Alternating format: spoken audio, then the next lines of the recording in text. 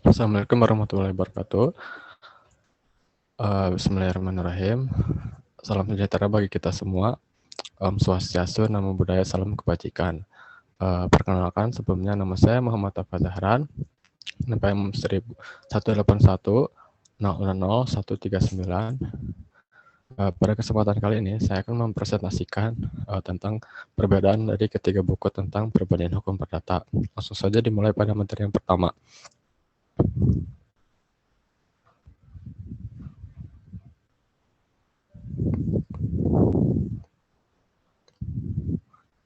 Pengertian perbandingan hukum perdata. Menurut buku Salim, dalam bukunya Perbandingan Hukum Perdata Comparative Civil Law, yaitu menjelaskan bahwasanya perbandingan hukum perdata adalah bentuk perbandingan pada sistem hukum yang ada di dunia. Dengan cara membandingkan di mana letak perbedaan, persamaan dari sistem hukum tersebut disebut juga dengan comparative law. Mengenai perbandingan hukum perdata, memang secara literatur maupun tidak literatur, tidak spesifik ditemukan apa pengertian dari perbandingan hukum perdata. Yang ada adalah hukum komparatif. Selanjutnya pada buku menurut Sundaryati, dalam bukunya Kapasitas Selekta Perbandingan Hukum, menjelaskan bahwa perbandingan hukum perdata adalah suatu metode penyelidikan akan suatu cabang ilmu hukum, sebagaimana seringkali menjadi anggapan sementara orang. Selanjutnya, menurut buku Suroso, dalam bukunya Perbandingan Hukum Perdata, ada dua, yaitu perbandingan hukum baru berkembang secara nyata pada akhir abad ke-19 atau permulaan abad ke-20. Perbandingan hukum menjadi lebih diperlukan karena yang pertama, dengan perbandingan hukum perdata dapat diketahui jiwa serta pandangan hidup bangsa lain termasuk hukumnya. Lalu selanjutnya dengan saling mengetahui hukumnya, sengketa dan kesalahpahaman dapat dihindari. Yang terakhir ada perbandingan hukum perdata perlu dipelajari karena mempunyai manfaat, antara lain dapat membantu dalam rangka pembentukan hukum nasional, di samping mempunyai peran penting dalam rangka hubungan antar negara. Selanjutnya, ada manfaat mempelajari perbandingan hukum perdata.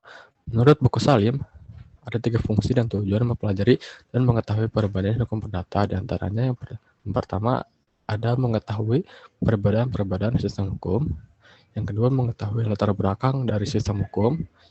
Yang ketiga, mengetahui sebab-sebab adanya persamaan perbedaan pada berbagai sistem hukum.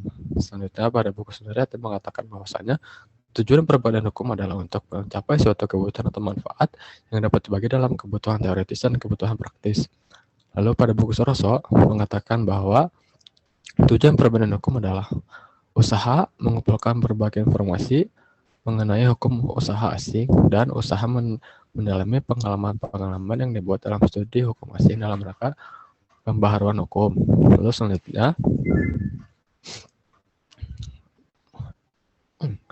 apakah perbandingan hukum perdata itu sebuah ilmu atau metode? Menurut buku Sundaryati menyebutkan perbandingan hukum merupakan suatu metode penyelidikan dan bukan suatu cabang ilmu, melainkan metode yang dapat dipakai dalam membanding-bandingkan salah satu lembaga hukum dari sistem hukum yang satu dengan lembaga hukum yang lain, yang kurang lebih mempunyai kesamaan. Sundaryati juga mengatakan bahwa perbandingan hukum itu memang ada terutama sebagai metode penelitian yang dapat digunakan untuk tujuan praktis, tetapi juga untuk mengembangkan ilmu hukum secara teoritis. Profesor Goodrich dalam buku Comparative of Law mengemukakan bahwa perbandingan hukum tidak lain daripada suatu metode, yaitu metode perbandingan yang dapat digunakan dalam semua cabang ilmu hukum, seperti hukum tata negara, hukum pidana, hukum perdata, dan sebagainya. Perbandingan hukum juga dapat dipandang sebagai metode pendidikan. Menurut buku Salim, sebagai metode atau cara untuk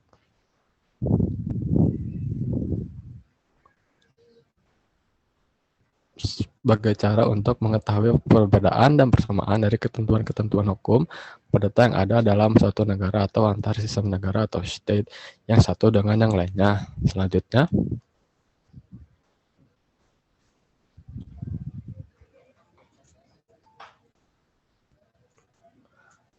ruang lingkup perbandingan hukum perdata. Menurut Suroso, dibagi menjadi 3, yaitu perbandingan dasar dari perbandingan hukum perdata yang mencakup segala segi perbandingan hukum perdata. Selanjutnya ada perbandingan hukum perdata secara umum yang membandingkan sistem-sistem hukum berbagai negara, misalkan hukum Eropa dengan Inggris. Lalu selanjutnya ada perbandingan hukum perdata khusus membandingkan lembaga-lembaga hukum negara yang satu dengan yang lain atau di dalam suatu negara, misal lembaga perkawinan Inggris dengan Jerman. Dalam buku Salim, dibagi menjadi dua, antara lain kajian terhadap pembandingan hukum perdata yang berlaku dalam suatu negara. Yang kedua, kajian terhadap perbandingan hukum perdata yang berlaku antara negara yang satu dengan negara yang lainnya. Dalam buku senarai itu dibagi menjadi 5. Antara lain, perbandingan hukum perdata sebagai metode hak, fungsi sosial, dan keadilan.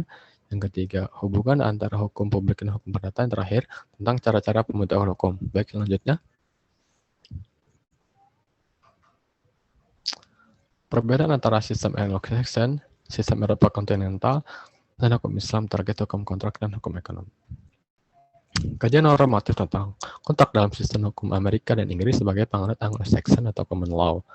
Kontrak dipahami sebagai suatu kesepakatan atau promise, dikonsepkan sebagai suatu wujud niat untuk melakukan sesuatu tindakan, melakukan sesuatu sesuai dengan yang ditentukan.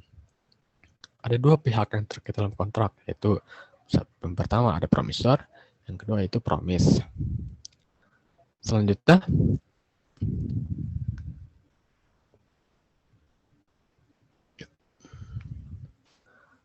menurut buku Salim, dalam buku ini, pembahasan mengenai hukum kontrak terdapat dalam bab 2. Dalam bab 11, mengenai kajian normatif tentang kontrak dan sistem hukum Amerika. Sedangkan untuk sistem hukum kontrak Inggris ada di dalam bab 12.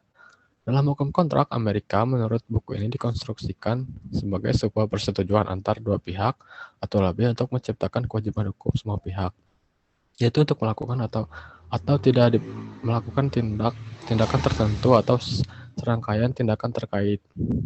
Unsur-unsur kontrak dalam definisi ini meliputi yang pertama adanya persetujuan, yang kedua adanya para pihak atau subjek hukum, yang ketiga adanya kewajiban hukum dari semua pihak, yang terakhir adanya melakukan sesuatu atau tidak melakukan sesuatu. Selanjutnya dalam buku Senarati, salah satu sifat dari hukum Inggris dibandingkan dengan hukum di negara-negara Eropa kontinental adalah bahwa di dalam sistem hukum Inggris itu tidak terjadi resepsi hukum Romawi. Jadi Inggris itu mempunyai sistem hukum Romawi, sekalipun Inggris pernah dijajah oleh Romawi pula, dan oleh bangsa Normandia yang juga merupakan bangsa dari Eropa kontinental yang menerima hukum Romawi. Selanjutnya, baik. Mungkin segitu saja. Mohon maaf bila ada kekurangan. Wabillahi taufiq wal hidayah. Wassalamualaikum warahmatullahi wabarakatuh.